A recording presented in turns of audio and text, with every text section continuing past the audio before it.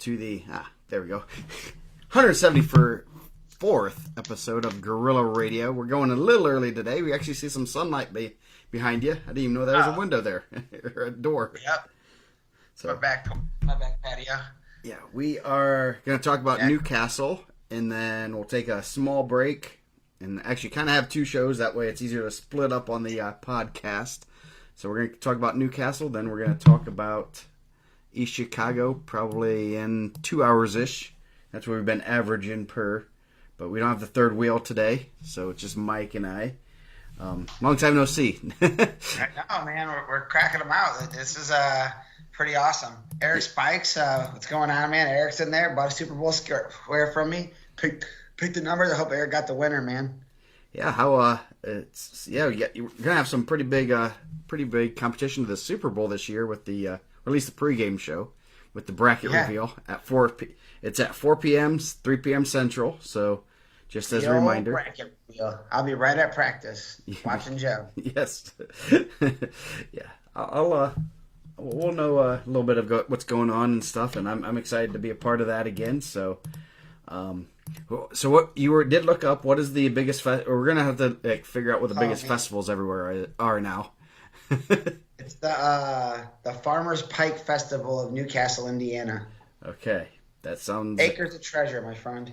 So what's I don't want to lead you on too much, but is there anything exciting in East Chicago? What festival's there? Dude, they got the Puerto Rican Fest. They got a bunch of stuff, man. It's pretty good.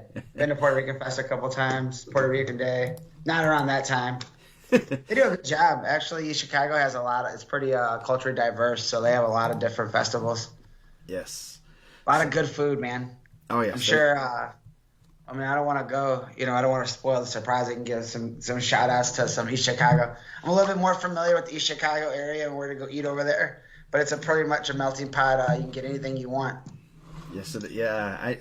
I do agree with that. When we go visit family, it's good food. It's not chain restaurants. That's the best thing about it. Oh yeah. So some of those places only take cash, man. So make sure you bring cash only. Yes, that's good. That means it's good food. Oh yeah. Authentic. So. But we'll save that one for later. We're at Newcastle. Howie did a pretty good job ranking this year. I think just kind of looking over the brackets, so they look pretty. A lot of numbers by some people. So dig in, man. I'm excited. Yep. So here we go. 106. Sully Frazier, Zionsville, Keegan Dressler. That's 13, right? Oh shoot! Yes, it is. Got you, man. Got it here. Man. I couldn't do this by myself. There we go. John Bismeyer, Cathedral, number 15 in the state. Chris Arnold, North Central. Braxton Aragon from Lebanon. And Briggs Tackett from Rushville. So, Bismeyer, he was a qualifier, right, last year? I think, was he? I thought he was a ticket rounder. He might have been a ticket rounder. I do have the right. No, he was only a ticket rounder. He didn't qualify. So, the only one with it's been to state is Heather Crawl in this bracket, so a lot of new faces at state here. Undefeated Heather Crawl. Yes, undefeated Heather Crawl. So, Bismeyer ranked 15. I know we kind of talked a little bit with Cameron. 10 losses. It's kind of like a surprising thing, but he's wrestled basically a who's who of the top guys. But Cathedral wrestles a really good schedule. I didn't see where they fell in the schedule rankings when they were doing the power strength schedule. But I know he has a ton of notable wins. Losses to Mason Jones twice, Talon Jessup, Justice Thrasher twice, Mason Goals twice, and Eli Olgi with a bunch of wins. He also has a win over Justice Thrasher, has a win over Alonzo Chantilly. Really, really tough. I think what was the thing you were asking, Cameron, that Derek and McGinley are almost tied for medalist? Yeah, McGinley. Let me pull that up. McGinley's really close to hitting 100 medalists, which is 100. Yeah, 100 state medalists. 100 state medalists. Yeah. Let me see. I know I have that. Oh shoot, wrong thing. I know I have it here. There's a little website for that. Coaches State Qualifiers. McGinley's going to be that's not showing up on this. There it is. Just give you he has 97 right now, so he's looking at Coach Mike Gable, who wasn't too bad himself. He finished his career with 97, so he didn't even get to 100. That's how. And he will be only the third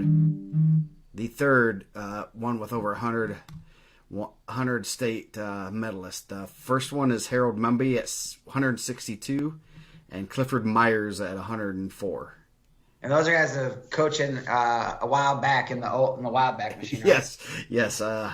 That was, let's see, Myers and Mumby were, when were their last year's coaching? 1963 for Myers and 1945 for Mumby. So it's been a minute. Right when I was being born. Yeah, yes. And, Coach Gable is there. Snyder's at 87.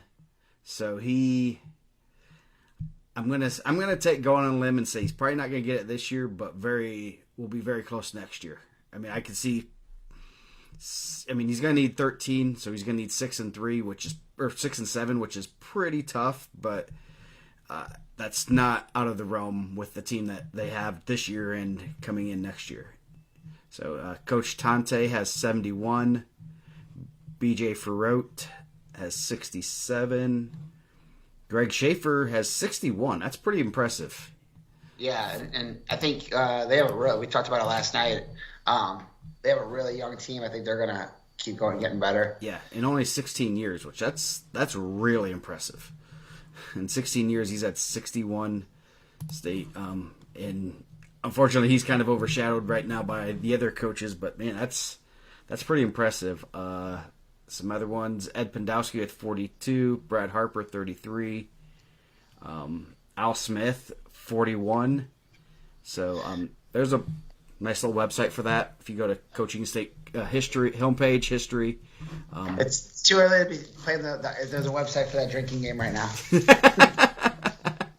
Yeah. So that's something to kind of look forward to. Only the third one all time, which is pretty impressive, and that tells you longevity. And obviously, he's pretty darn good at coaching because his Friday night win percentage is just ridiculous. Yeah, they do a good job, man. You think it's because they get to sleep in their own beds? I don't know. I mean, I guess we can put that to test a little bit this year because they'll be sleeping in a hotel. That's it. So that's the theory, man. Let's go. Yeah. Bismeyer, I think, comes out of this quarter bracket. Briggs Tackett of Rushville, a real solid freshman. I know he was third ISWA kid.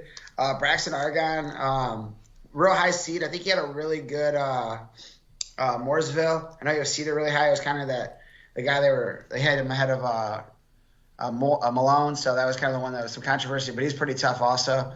But I think Bismeyer gets through there. Yeah. The next quarter bracket, Peyton Shutley, 1 loss. That is to Isaac Campbell, 3-2. Cody Prater, Noblesville. Bryce Bruns from Franklin County, and Carlo Federici from Carmel. Solid freshman there. Peyton Shelley's really good. I think he was a little undersized last year, probably more in the weight this year. Having a real solid year. Obviously, Campbell's out of the state tournament now. Carlos Federici's had some nice wins. I know he spent some time right on the backside of the rankings, and then when we started doing the top 25, I believe he was like 26 or 27. But that's had really good luck with a lot of the smaller guys, a lot of smaller weights. I'm sure he'll have him ready, but I think Shutley pulls out there also. And then get a little Ron Colley versus Cathedral semi possibly. Yes, a little bit of who's God going to choose there? Look, the private. God chooses us all, Joe. Man, someone came. I thought I was getting some religion talk a little bit ago. Someone came to my house, banged on the door extra hard. I didn't know what was going on, and it was someone running. Like they were trying to get me to run for I guess they were trying to get me to vote for someone running for governor. Oh, jeez, nice. And I was like, are we voting for the governor already? So, But isn't what you call it running for governor? I didn't want to tell him. I believe she McCormick's wife. Yeah. I believe Jennifer she's McCormick running for governor, right? supposed to be. I don't know. I haven't paid that much attention to it, so that's the word on the street. So I guess keep an eye on that. Someone could have someone with some wrestling. Has a wrestling husband. So I always vote for the wrestling community, so that's why I'm going with Jennifer McCormick. Yes, former, Jennifer McCormick. There it is. Yeah, she was the former head of education, right? Yes, she was like the superintendent of education. Very good, did a really good job there, and been through the from being a teacher all the way up to superintendent and stuff. So, man, but did they banged on my door? I thought it was like the police, man. I didn't know what was going on. They really want that vote. For real. Sprague says we're staying on topic more. Yeah, right. It took a right-hand turn real quick. Yes. So, bottom half of the bracket. It took us half a bracket to get off topic. That's good. That's a good sign. Luckily, we started early. Start, guys. Keegan Carson, Westfield, Caden Beagle from Greensburg, Kendall Moe, number 4 in the semi-state, the only one with a number, Hamilton Heights, and Caleb Morrow from Indianapolis Lutheran. So a pretty wide open quarter bracket, and Kendall Moe looks like she might be able to punch her ticket to state. Yeah, I know she is in the rankings a little bit also. That'd be pretty awesome. I think there's some spots where we can get some female competitors at state, which just increases the chances of getting a medalist at state that's a female. And I really do think that they're going to sanction this year or this coming up year. But Keegan Carson, pretty solid. I think he's gotten better as the year went on. I know I think he was injured at Al Smith in the round before the blood round, I believe. But pretty solid results there. I know he lost to Cole Carper, but he won the regional. That's a really good regional. That North Montgomery regional is pretty solid. Mm-hmm. And put himself in a good spot. I mean, yeah, really good spot. I'd say that's a pretty wide open. Most tough, but I think those other guys are going to be all pusher and should be a real good quarter bracket. Yeah, then Indianapolis Lutheran. I mean, there's a lot of intrigue in there. I mean, Greensburg hasn't had a qualifier for a while, right? Yeah. Indianapolis is a pretty smaller school. Like he has a shot. I think that's when you only have like one ranked person in there, and like I said, Howie does a great job. The favorite would be Mo, but I think that's a pretty wide open quarter bracket. Yeah. Last quarter bracket, Heather Kroll, 48-0, having a real good junior year. Tega Koyangi from Crawfordsville, Colin Clark, Perry Meridian, and Zane Emberton, Tipton. So Clark's ranked 5th in the semi-state. Kroll is 3, so that should be a pretty good one. Obviously, a pretty big drop-off from 3 to 5 since one's ranked 10th, and Clark is. I know he was in and out of the rankings, so he's probably right around the 25 to 30 or 26 to 30 area. Yeah, I mean, it definitely sets up some intrigue. Heather Kroll's been wrestling really well. We don't get a ton of Northeastern results turned into us, if you guys believe that. But 48 wins, it's pretty impressive. What is she, a 2-time state qualifier? 1 time. She lost last year in the first round. Yeah, to Bayless. To Bismeyer, I believe. I think. Okay. But Kroll's put herself in a good spot. I mean, wouldn't it be kind of interesting if you had both of the females on the other side in the semis together? I think that'd be pretty cool. Yeah, that'll be really interesting to see. I definitely will be keeping an eye on this weight class, and should be some real good matches there. I mean, Kroll's pretty tough. She got a world medal this summer, so she's obviously, very much deserving of where she is right there in that bracket. Oh yeah. Oh wow. Sully, 113. What? What did you say a wow for? I got a text about a middle school result that was a little bit surprising, but okay, not surprising. I'll tell you about it later. Just yeah. Anyway, Sully Frazier, Zionsville, Keegan Dressler of Southport, Isaiah Gardner from Troy, and Cooper Doucette from Hamilton Heights. So you got two guys, the 1 and 4. Actually, the 4 is the only one state ranked, and the 1 is also a semi-state ranked. So that should be an interesting quarter bracket. Yeah, Keegan Dressler having a really good year for Southport, coming out of a really tough regional. I'm not as familiar with the regionals out there, but I think that like Warren Central, was it Warren Central Regional? Perry Regional. Yeah, Perry Regional is pretty good. That'll be a good one right off the bat. Sully Frazier, Keegan Dressler. I'm sure as a 4, that's probably not where you're trying to see, but it looks like the top 4, all 4 champs are pretty good. But that'll be a good one right out the gate. We did not get to see Sully Frazier at the Al Smith. I believe both Fraziers were out. Yes. Yeah. So, man, I should not have released that graphic because I'm getting messages. Go check out the one about who should do the zip line in Evansville. Oh, you just did it? Yeah. There's auto on there, so now I'm getting all the notifications. So I'll be a little distracted. See who I got a lot of banning to do, I think. Going down the next quarter bracket, Blake Getz, Ron Colley, Tyler Jackson, Hamilton Southeastern, Tyler Huffman, Alexandria Monroe, and Matt Baylor, turning state placer. That's going to be a real good quarter bracket right there. Yeah, Getz having a really solid year, 34-3. Who is his 3 losses to? We have it in the state rankings. I believe one was at so Gavin Ash, Cameron Meyer, and Caleb Schaefer. And then Baylor took his first loss at the regional, the Volts. So that'll be a tough ticket round match there. Yeah, that should be. I think Milan's has a really they're really high in the 1A rankings for the team state. Yeah, I think they were real close. They were in on the voting, weren't they? Yeah, they were. I think they were the first team out. They were really close. I know they had wrestled in Ohio like that the Saturday before the team vote, and they had wrestled really well. And I think who was out there someone was out there with them. And they were really impressed with them. Jake, I think they wrestled tournament with Jay County in there. Yeah, maybe it was Meyer was saying that they were really good. Yeah.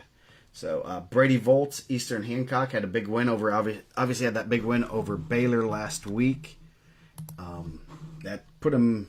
I guess I don't know if that's put him in a better spot or not.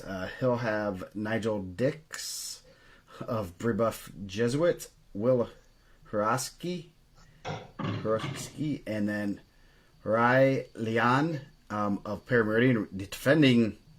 I guess he's at 106, but he's a returning semi-state champ from last year. So Volts has a good win, beats a state placer, and now he has a returning semi-state champ in the ticket round. Yeah, Leon did not medal last year. Baylor did, and Leon won the semi-state. That's a tough spot. I know Will Horoski from Fisher's pretty tough too. He was in a lot of the results, like for notable wins. So I think that'll be a good first-round match. It seems like Leon's starting to put it together at the right time. He's wrestling really well. Wrestling better. I think early on he took some losses that were a little bit surprising. I think he's wrestling better now. Yeah. Perry's gonna have their guys peaking at the right time and have a lot of. They're gonna be wrestling. It should be a real good quarter bracket. I think Volts is kind of a surprise. I do not know who his only loss is to, but I'm sure someone could tell us.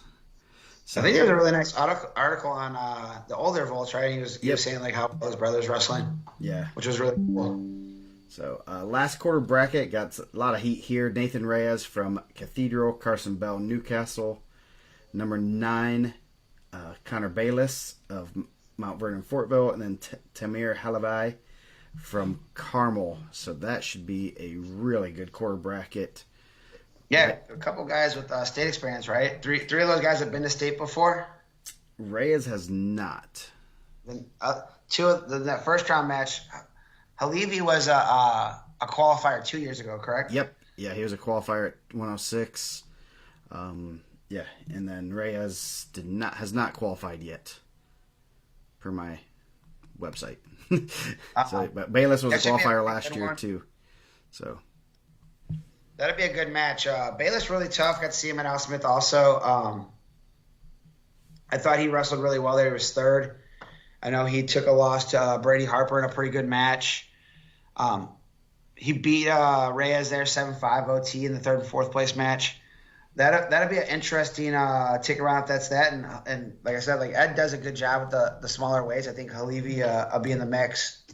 Yeah, Halevi has lost to Getz, Dressler, and Frazier. So, and a couple other ones that we don't have. But yeah, he's pretty tough there. So 120, we have Ezra Fye of Alexandria Monroe, Aiden Smalley of Hamilton Southeastern, Adam Brewer Batesville, and Richard Rogers from Franklin Central. I know you've been pretty impressed with Rogers, and I know he's had a lot of good wins this year. He's got a lot of significant matches, which is good to see. Yeah, Franklin Central usually does really good with the upper weights, right? They usually got a couple of really good guys. Rogers wrestling well, having a really good sophomore year. Ezra Fry was a guy I thought me and Howie kind of disagreed on. I know he was not in the – at one point he was in the state rankings but not in the semi-state rankings. I know he had a win over Cade Jackson, I believe. So Cade Jackson was the number one ranked guy at Fort Wayne, and Fry had a win over him. So it got him into the state rankings, and he wasn't even in the semi-state rankings at that point. But Richard Rogers, yeah, you're right. I've been impressed with Richard Rogers for 2 years. So I think that'll be an interesting tick-around match if that comes there. But I feel like Hamilton Southeastern always brings in guys. They're right at like 500, and they make a run. Yeah. Like, they're very dangerous. And I know talking with those guys, they said, like, people are not, like, sleeping on them as much as they used to, and those guys are coming in with 7-8 losses, and they're getting those big wins at semi-state. Good choice, Joey. That's Joey Butler that said that Triple B needs to do the zip line. we'll keep a tally right now. Chase, next quarter bracket, Chase Yant from Fishers having a real good junior year. Jackson Richardson Anderson, RJ Taylor, defending semi-state champ right there, and Jackson Carr. So that's going to be that'll be a real good tick-around match right there. Yeah, possibly like coming out. Chance Yant spent a lot of time at 26. I think his 3 losses were at 26 also. Yeah. He and I think there was at one point I was like, hey, like I kind of messaged your coach like he's coming down, right? Like you guys have wrestled a lot at 26. He lost to Haynes 10-4, Guillermo Rivera 12-4, and Gunnar Butt 6-3. So still undefeated currently at 120. RJ Taylor, real dangerous. I think that he's a guy that can wrestle with anybody in the state. I think at that point when you step on the mat like Perry Meridian guy, you kind of throw their records out the window, and those guys can, beat you in a lot of different positions. Yeah, and Taylor will be ready to wrestle. That should be a good quarterfinal there, or a tick-around match there.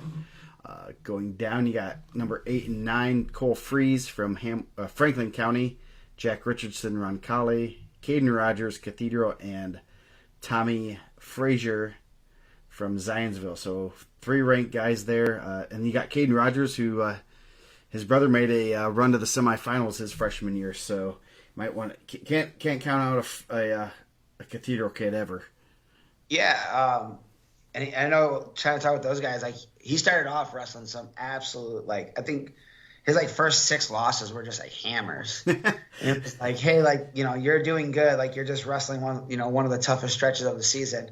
Yeah. Frazier, the return state qualifier, like we said, like 21-4. We didn't get to see Tommy Frazier at Al Smith. Cole Freeze, Jack Richardson. I know there's a lot of people that are real high on Jack Richardson, Ron Colley, freshman. He's had really good results. I know that's an 8-9 right off the bat. So the 4 is 8. The 4th place finisher is the 8, and Cole Freeze is the 9 in the East Castle Semi-State. Yeah. And then last quarter bracket, Jet McGuire, Greenfield Central, number 14 in the state. Lucas Richards, Milan. Porter Temples, another returning state qualifier, number 16. And Caden Simpson from Elwood. So you got 2. Greenfield Central not getting a good draw there, but that should be a real good match. I am trying to see if they've wrestled yet. Oh, I think they have, right? I mean, it looks like Jet McGuire's wrestled everybody. Tech Ezra Fry, BK Jackson, Kissinger, BK Jackson again, Byerly, Jack Richardson, Deacon Rogers, Blake Byerly, Braden Volts. That's Volts' only loss. Yeah. Dylan Wills, Richard Rogers, and Ryan Taylor. Those are all wins. Jet McGuire having a much better postseason than he did last year. I believe he missed weight in the postseason at one point, and they were like, he's not going to cut weight anymore. We'll probably do 2 hour, like hour and a half on this, 2 hours, and take a break and come back. Brandon, Jets wrestling really well. I think Coach Holden's got him fired, and that'll be a good round, take a round match with Porter Temples. Yeah, the only person in the state that McGuire has not wrestled is Temples. Yeah. That's pretty much what it is. So, going down 126, Eli Brody, number 2 in the semi-state, returning state qualifier.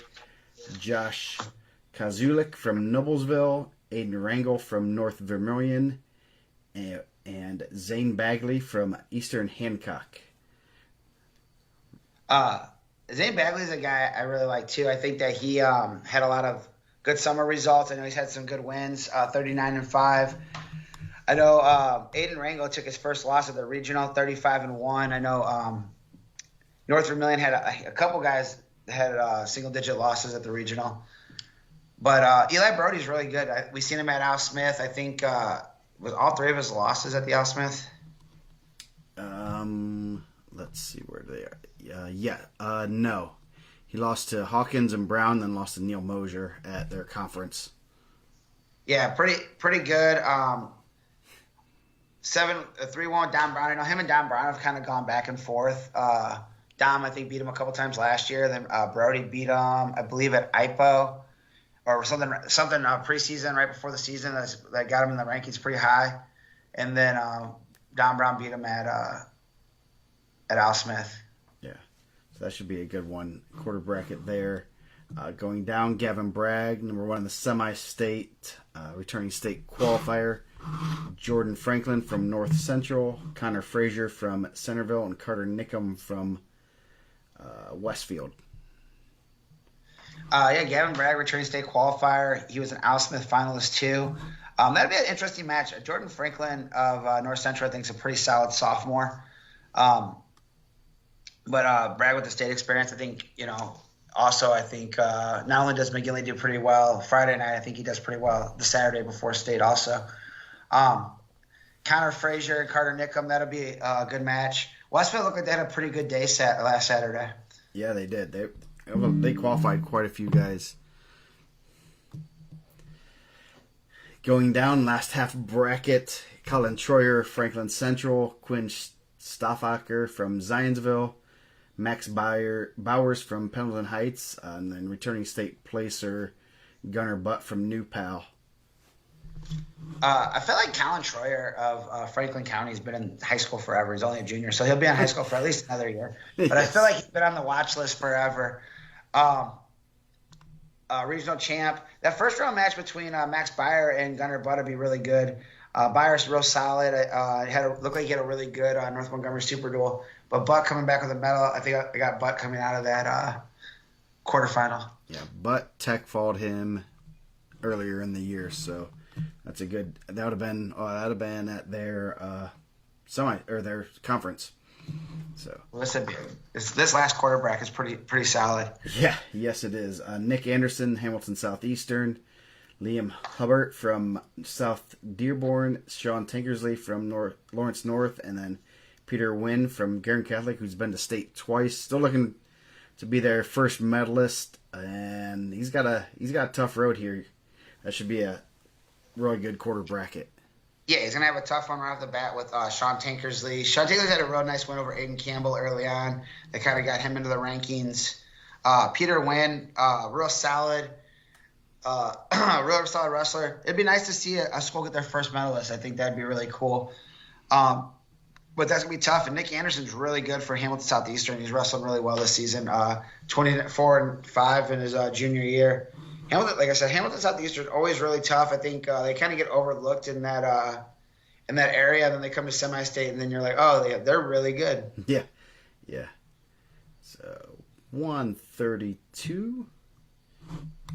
change my ranking so I can keep an eye open here. This should be another great weight class. Got good top quarter bracket. Caleb Mattingly, Carmel, number 22 in the state. Number 10, the semi-state, Alex Platico. I can't pronounce names. Brogan Ruhlman, not related to the Bloomington South Ruhlman. And then Isaac Kuhn from Hamilton Heights. So you got 19 and 22 potentially in the ticket round. Man, you're gonna have a matchup of Iron Bear trained versus Ed Pendosky trained. Ooh, that's gonna be a nice little rivalry. Right off the bat, that Alex Patico and Caleb Mattingly will be a good match. I don't know if they wrestled. I feel like Carmel and Ron Kelly wrestle. Yeah, I'm pretty certain Mattingly won 6-2. Yeah, I think I remembered that. So, of course they're not the same Romans. That's not even spelled the same. Kuhn had a really solid year last year too. I think they're pretty good there, Hamilton. So that'll be a good matchup on the ticket round. Yeah, that should be a real good one there. Going down, this is another pretty big quarterfinal quarter bracket. Cole Vandegrift from New Pal, Jalen England from Zionsville, Lorenzo Moreno from Anderson, and Cameron Bowles from Eastern Hancock. And if you did download brackets before, had someone else in that instead of England for Zionsville, but there was a disqualification, so England got pulled back in. Oh, congratulations to England, man. You see me post that today about I don't like how our alternate for the semi-state goes. I think we have to find a better system. Generally, the guy that wins the regional is probably going to wrestle a 4 the first round of regional from another sectional. In some sectionals, you're not even having to win a match. Yeah. You might just be the 4 on forfeits, and then you go there. Let's say you wrestle 30 seconds, and then you turn around, and the guy gets pulled out, and then you get pulled in. Yeah. I don't know, and I'm not saying this about England. It's just the rant I'm getting on right now. Yeah. I'm sure he's great. But I think we have to find a better system for an alternate at the semi-state level. Yeah. Well, because a 2 and 3 or two 2s or 2 3s, whatever, some combination of that is going home, and that 3 that went home might have beat that guy, and now heaven forbid you had a 4-over-1 upset, so you have a sectional champ going home, and then the 4 takes 4 at the regional, and then you're just well, we got maybe one of the best guys here because we have a single elimination first round. I think it's ridiculous. Yeah. Honestly, I feel like it's not that much longer. We did it 1 year. Yeah. I think they should have wrestlebacks at the regional level. That would not take. It's an 8-man bracket. It's not that long of a day. I mean, I was home by 2:30. Or worst case, if you know someone's out, that's a DQ. Have those 4 guys go wrestle on a Wednesday night. Yeah. Have a wrestle in. Have them wrestling on a Wednesday night. Missing weight is different. I don't know how many guys, how many coaches when you guys were coaching, when you had the alternate, did you make them make weight? Just in case it show up? Not really. Only if we had an inclination that there might be something going on.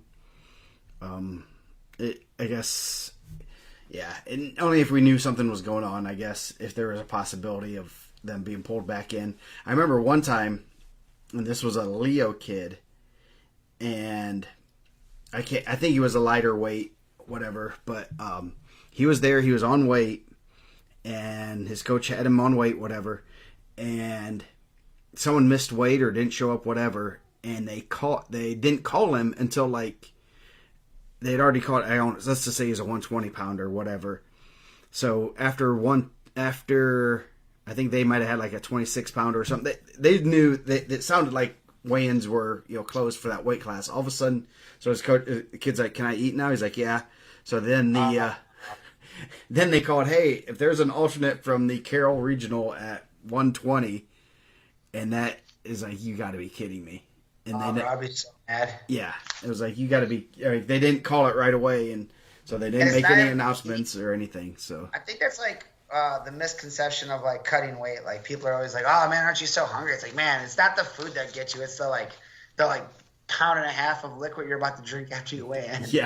Yeah. So that sucked for that kid. He could have. I mean, I don't know. I can't remember the kid's name or who it was. I remember he's from Leo, but I was like, man, that sucks. That kid could have wrestled. I mean, he probably wasn't going to win. Let's be honest. But he was there. He was ready to wrestle. And then you guys took your time to call him. So he just thought everything was, I mean, and his coach he's like, can I eat, coach? He's like, well, they're already called in this weight, or, it was pretty much they knew that. Popeyes chicken or what? Yeah. He had a whole bucket of chicken ready to roll. Stop it. That's his favorite, bro. We had a kid trying to cut, or he was cutting pretty hard for a weight, and he lost to Devin Jackson in the ticket round. Devin Jackson was pretty good, and he's just like mowing down. As most kids are at that time, they're drowning their sorrows in food, and he's like, "Man, I'm not making that weight ever again." Whatever. And Fielding goes up to him and says, "Hey, you need to be close to weight." I go, "You're the alternate," and his face just got so white. He's like, "Really?" He's like, I feel like Popeyes got more expensive as I got older. I go to Popeyes now. I feel like I'm dropping like $60. I feel like Popeyes used to be like, kind of a cheap chicken option. I don't know what happened. I agree. Anywhere you go, I might go to Chick-fil-A. You're spending $40 for 4 people. I'm like, whoa. Chick-fil-A, I mean, it's only been around. It's only been up here since I've been older, so I'm like cooler with that. But I definitely remember Popeyes like 2-piece and a biscuit and like a Cajun mashed potato only being like $5. It probably was. So was KFC. We just got Popeyes around here fairly recently, so I haven't seen the influx in the prices. enjoy that spicy chicken, man. Yeah, I like beans Popeyes. And rice. All right, back to the bracket. Yeah. Cameron Volta is really good. A really nice article on him. I know he's wrestled Ryan Tough the last couple weeks. Yeah. Some really tight matches. And I don't think Ryan's gotten worse. No. So I think that just shows how good Volta is. I think his article was really cool where he's like, I don't even care who I'm wrestling. I'm just going out there and doing my thing. And I'm not worried about like the records. And like, oh, you're setting all these records at Eastern Hancock. I'm not worried about that. Yeah. Yeah, he did beat Vandy Griff 6-5 earlier in the year, so that's it's a rematch. It's you would have hoped it would have been a tech fall or a pin in the first period, but that's going to be a good match right there. Oh yeah, that's going to be. I think New Pal's got some really good talented younger guys. But man, I've been really impressed with Volts this year. I know someone said he's a monster in the chat. I can only see like a little bit of the chat if I have to like kind of see as it comes up. So it might be a couple rounds behind you guys here. But I believe he had a really good 1A, 2A, 1A, 2A champ. Beat Sam Bustamante, Jalen Pugh, beat Robert Frazier, Kayameta, who's a regional champ.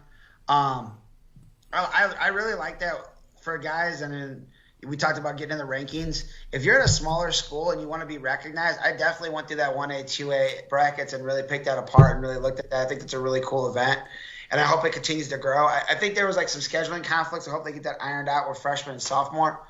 But I think that's a cool event. He's a champ there, and I think that got him in the rankings pretty early. Yeah, no, that's a good, any kind of off-season events like that where you can kind of connect some dots on guys of, and like you said earlier, it's like you don't have to beat those guys. Man, those twins are not on my good list today. Which ones? The Hagwood twins. Bro, man, they were hot in the chat the other night too. I know. They're savages. Oh, so, man. yeah, but like I said, you don't even have to win, but if you have a close match with someone that's pretty good, that's going to get you on the radar, and, especially at ISWA state, freshman, sophomore, 1A, 2A, IPO. There's a lot of tournaments that you kind of look at, especially for season rankings for next year, that, kind of like, we'll go over it, once, freshman, sophomore goes on, we'll be sending texts like, oh, man, did you see so-and-so, this guy, and things like that, so. Those are some of my favorite events, man. Middle school state for incoming guys, some of the older middle school guys that are going to be cadets, some of those older middle school guys that are first-year juniors, Yeah. the guys that are going to be driving to high school next year. But, like, when they go to ISWA, kind of seeing cadet folk style, 1A, 2A, and freshman, sophomore, and a little bit Indiana Nationals. I always love little Indy Nationals. Sometimes you get state qualifiers jump in there. Remember the one year Blake Rappel lost the state title? Yeah. On a caution. Next day, you're at Indy Nationals. You're probably excited to go. You haven't wrestled in a while. You're like pumped. I'm gonna go win a bracket. And then the state runner-up's there, and he's really upset that he gave away a state championship on a false start. Yes. That'd be nice. Yeah. So next quarter bracket. I'm so far behind on this. Roger's first match in high school was La Rocca. I'm telling you, man, like his first 5 were like hammers. Like it was like, oh, cool. Welcome to high school wrestling. Yeah. We're gonna give you the accelerated course. Yeah. He didn't sign up for the accelerated course, did he? He's gonna be good. I wouldn't doubt if he has a freshman sophomore medal in a couple weeks. Yeah. So going down, you got Tylen Thrine undefeated on the season and his career. Owen Reyes from Cathedral, Nolan Yarger from North Montgomery, and Josh Foxworthy from Southport. Shout out to North Montgomery, man. I really like that school. I used to call him Northmont. Someone told me it was disrespectful to call him Northmont. But they call it Southmont. Yeah, I know. Hey, because they're looking down on him, man. It's on the north side of Hitco. All right, Matt Kelly, I see you. But remember when Josh Foxworthy used to do all those observations, all that observation comedy back in the day? You mean Jeff Foxworthy? Oh yeah, right. That's his dad. Is it his dad? Man, that'd be awesome. He's pretty solid. I got to see some of his results at I believe at Mooresville. He wrestled pretty tough. Southport wrestled a pretty solid schedule. I think they're doing a good job. Thrine, the most electrifying man in Indiana wrestling, right? Yeah. Looking to take out another state champ this year. Yeah, I think this is the time. Like, there was some consideration about him possibly 126. I don't know if that was ever even in the cards. I know that we didn't really know where he was going to be at, but everyone was kind of hoping he'd go 32, kind of set up a match with Hockaday. I think their styles are really exciting. They kind of match well together. He kind of took the state finals by storm last year. I know looking back, everyone was like, that's the guy everyone was talking about. And I think that could be another run this year. 31-0. I think he put himself in a pretty good position to possibly be in the semi-state finals again. Yeah. So last quarter bracket, Jack Davis from Chittard, Kyle Bolzer from Franklin County, Donald Bowie from Warren Central, and Chase Kamir from Westfield. I know Bowie's had a real good year. Not ranked in the semi-state, but in the state. Yeah, I mean, Howie doesn't always see eye to eye either. Yeah. I think Donald Bowie had a really good match with Sonny Sessa at Al Smith. I think he's coming along. I know those guys think he's going to be really good. I think he's going to be really good too. I think he got like a stall call late to tie it, and then kind of I don't know if he knew it was tied. He kind of dove in, and Sessa spun behind. I think it ended up being like 6-4 or something like that. A little chatter on the board about that quarter bracket, right? Yeah. There's a little bit back and forth. I mean, I don't know if anybody involved with Chittard. I know Chittard's doing a really good job. I know there's a lot of excitement with Chittard's team, and I know that they're doing the right stuff to try to get into team state, but they were saying Davis by fall -800. And then someone came back and said, oh, thanks for the bulletin board. And they're like, all right, Davis -1,000. So they're taking odds on the board. I mean, you're pretty confident there, but I think that'd be a pretty good match. Jack Davis had a really good summer also. Yeah. I thought he wrestled LT Hawkins pretty tough at ISWA Folkstyle State. Bro, I think that was up at 38. I think Hawkins and Davis were up a weight last year at ISWA than what they're wrestling right now. Yeah, that's pretty crazy. I got Davis coming out of that quarter bracket though. Not -800 though. I'm not calling a fall. But I think Bowie. I think Bowie's going to give him a really good match. Yeah, you can never count out a Warren Central guy in those matches because they're going to come at you. Tayon. Well, they're a really well coached team. Yeah. I mean, he's the MIC champ. I want to see what that score was with Sessa. He lost to Daniel McGill. Lost to Sessa 5-3. I knew it was a 2-point match. Beat Chase Camry. What is it? Kmeyer. Yeah. So going down 138, Tayon Leonard from Fishers, Brady Merck from East Central, Blake Jones from Lawrence North, and Sam Bustamante from Bishop Chatard. So kind of some pretty solid guys there. You got 4, 5, and 7 in the semi-state, so that should be a real good quarter bracket. Yeah, Blake Jones, he had a really good win early on. Who did he beat early at 38? Boone. Or no, he beat Bowie. He beat Bowie and Vander Lugarten. Yeah, so he's had a really solid year. Bustamante is really, really good. Like I said, another one of those Chatard guys that I think that are really build up the program. They have a good young core. That'll be a good first round match. It's 5 and 4 in the semi-state, and then Leonard, see ya. Then Leonard in the ticket round from Fisher. I know he's pretty athletic. I think he had some nice wins this year too. Yeah, they Bustamante beat Leonard earlier this year 6-1, so that should be very interesting there. That's what time I usually wake up for my nap. And Blake Jones also beat Leonard 10-8. So not the draw you wanted for Leonard. You got two guys that beaten you already in that quarter bracket. So Sam Bustamante, for his picture on the board, is like a Superman picture. Yes, right? yes. Pretty good. So going down, you got Gavin Whitehead, returning state 6th place finisher.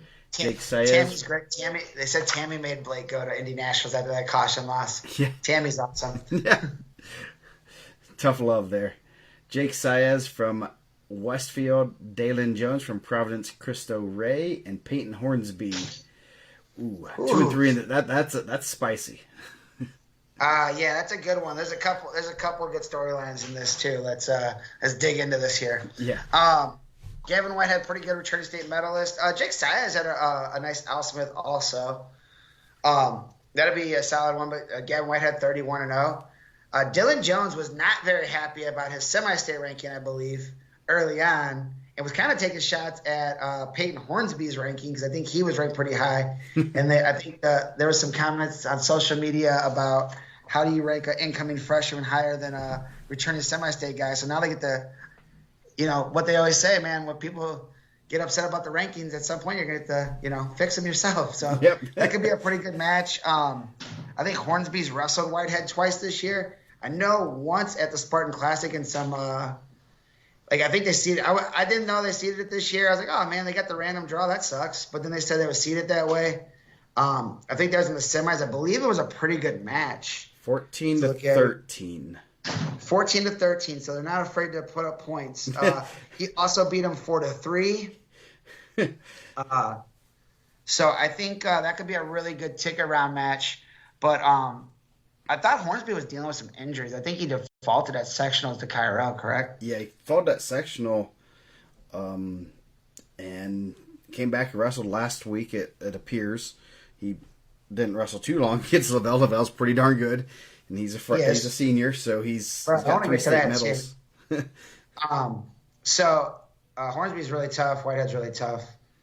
That'd be a good one. Hornsby, I don't think he was in the preseason rankings. I actually sent his dad. I actually sent his dad an apology because I thought he was still in middle school. Someone told me he was a 7th grader. Nice. I think he jumped a grade actually. Most guys are being held back a grade. I think he said, I'm going to skip 8th grade. Yeah. Said, I want to get this schooling stuff done. Yeah. Now that's always the fun part of preseason rankings. You're not, if kids are being held back, or even if they aren't, it was we didn't think he was especially because I think he was a triple crown. Was he a triple crown for 14U, which a little more than half, I'd say, guys that are 14U as 8th grader or 14U, their second year is their 7th graders. So I think Swarthwood too was a schoolboy too, right? He was also a non first year junior. Yes, non first. Yeah, he wasn't even. Yeah, so that'll be interesting. So yeah, he'll turn. Yeah, I assume Brittany Hornsby knows him fairly well. Said he's still 14 and. He'll turn 15 sometime this year, but I don't know when. See, I don't think that. I mean, I know some people. I've talked to some people about that, and they say recruiting and this and that. And I don't think it hurt Silas. I think Silas won it when he was 17, right? Yeah, Silas was young. There's a lot of guys that you kind of see that were young or, were 17 when they got, when they were seniors. It just, depends on how they fall and when your birth date is. And so it's, go out there and wrestle. And if you're good enough, you're going to get better. Especially the younger ones. Like, he's only 14. He's going to take some big jumps. And it's going to be, and it's going to be kind of fun. I mean, he's obviously already pretty darn tough. So Joey was 17 too, man. That's what Joe said. Joey was a big win this weekend. I saw a little match out there. Yeah. So yeah, Whitehead has 2 dubs over him this year. Pretty tight matches. Yeah. Oh, I guess Hornsby's celebrating a birthday this weekend. Well, hopefully he has a birthday cake and going to state. That'd be awesome. Yeah. I mean, he celebrates the same birthday as the great Dustin Bentz. Uh-oh, wow. That's called sharing. That's too, I mean, he's already destined to be a legend. My guy Thurman Stone won state in 1999 on his birthday. Nice. He has a twin brother. It was also his birthday. He did not win state. I like him too, though. He's a good dude. Yes. Okay. Going down the next quarter bracket, Jalen Covington, Pendleton Heights, Evan Smith, North Central, Kale Creech of Centerville, and Maddox Cade from Southmont. So you got 6, 8, and 9 in the semi-state. So that should be some good matches. I'm guessing most have not wrestled each other. It does not appear that way. I think Landon Vall had a good win over Maddox Cade. I think dropped him out of the rankings for a little bit, or out of the rankings totally. He didn't make it back in. But off the bat, 8 and 9, that'll be a good match. Jalen Covington, I think he went a long time with undefeated. So Pendleton Heights, I feel like they're really good right in this area. And then possibly set up that match with Southmont's Maddox Cade, who I think he's committed to wrestle somewhere, right? He committed this season. Did he? Remember his dad sent it to us. I thought so. Maybe it wasn't Maddox Cade. Oh, yes. Heidelberg. Yes. All right, man. I thought You're so. right. You made me second guess it for a second. I guess I did not. That didn't ring a bell. But yeah. I was gonna say Cade has a win over. No, not Cade. Is it Covington? Covington is him and Smith are 1-1 against each other. That's gonna be interesting. Those guys. I feel like there's a lot of, like how Dustin was saying, like a lot of the Evansville guys don't hit each other. I feel like there's a lot of like rematches, and I feel like if you really dig into the numbers, you can win the Newcastle Pick'ems. Yeah, because he beat Evan Smith, or Covington beat Evan Smith 9-8 in rideouts, I think, in the final rideouts. Evan Smith beat him 4-3 a couple weeks later. So the round 3 is in the first round of the semi-state, so that should be a good one. But yeah, that's one thing he said last night that I kind of knew, but then when he said it, like, wow, you're right, because there's no way to you can't even connect the dots. It's hard to connect the dots. Like here, Fort Wayne, East Chicago, you can kind of connect a few dots and see a little bit of a common opponents. It's not always perfect, but you can kind of get a gauge of like, okay, these guys are good, but heck, these two guys, it's a rematch. And we're mentioning lots of guys that have wrestled each other, so yeah, it should be interesting. Last quarter bracket, Kyrell Lavelle from Warren Central having a real good senior year, 3 state medals. Brian Thomas Cathedral, Landon Vaught from Crawfordsville, and Landon Walton from South Dearborn. A little Landon matchup. Yes. Landon Vaught had a pretty solid year too as a junior. Like I said, he had a pretty good win over Maddox Cade. Kyrell Lavelle is really good. Someone was saying, like, well, how good is he? I was like, he's been to state 3 times. He's been in the state semifinals 3 times. He's a state champ as a sophomore. I believe he's third twice, right? 2/3 and a champ. Yes. Like, they don't hand those medals out. And it's not like he's doing it in like soft weights. Yeah. He's doing it in pretty good weight classes, like other Division I level wrestlers. He's going to be wrestling for the Citadel, El Cid, right? Yeah. Shout out to my former coach, Sean Begley, also wrestled at the Citadel. So I think he's really good. His only loss is in the finals of the Al Smith to Clinton Shepard. So I'm sure they're looking to get that rematch back. The Shepard said that he's incredibly strong. Oh yeah, yeah, and that was a real close match and kind of a bang takedown on the edge that got caught. Could have, I mean, it was a 50-50 position, you call, and went Shepard's way. So I think he'll be, obviously he's not going to look ahead to that match, but that's something he is looking for. So I was trying to I got to figure this out because I know we do not have very many guys going for their fourth state medals. I would say there's about 2 or 3, if I'm not mistaken. I know it's a little bit lesser this year, so I'll check that out here in a minute. I think that guys that I think I said when he was a freshman that he's like probably one of the more impressive guys that I watched that year, and I think I had him not ranked that high. Maybe it was like an 8, and I thought I kind of went against my gut there. Let's see. Nope. I'm trying to figure out who else has state medals. Ison, this will be his 4th time going. But he lost 1 year, right? Yeah, he qualified 1 time. Lavelle, obviously. Is Gavin Whitehead going D1 too? Also, I have not heard anything. Dylan Graham would be, but he got hurt the 1 year. Let's see. Hunter May would be going for 4-2. Yeah. There's going. Roman. Nope. Let's see. That would be it. So there's only be 2 guys potentially for 3 medals. We haven't got to Russell yet. I was like, man, I was trying to look at 38. I'm like, who else is going D1 at 38 there? Yeah. I said, maybe Whitehead. Yeah. So 144. We have Marlon Williams from Southmont, Nate Miller, Greenfield Central, Gavin McFarland at Richmond, Jack Todd, returning state qualifier from Pendleton Heights, took his first loss last week to Dylan Graham. A couple once beaten seniors in that weight. Yeah, in the words of the great Kevin Whitehead. Yeah, that's going to be that's going to be kind of weird not having his voice, but yeah. We'll talk about that next week. I think he picked a bad year to retire, right? Yeah. He could just sneak right. I mean, if we didn't have the huge going away ceremony, he probably should have sneaked right back in there, right? Yeah. So Williams only losses to Colton Ballenbacher. I think that'd be a good match. Todd's pretty impressive. I think 28-1. He's had a really good year. I think that a couple of once beaten guys, but you don't look past the first round. I know Nate Miller of Greenfield Central probably hoping that they kind of look at that ticker round. Yeah, that should be good.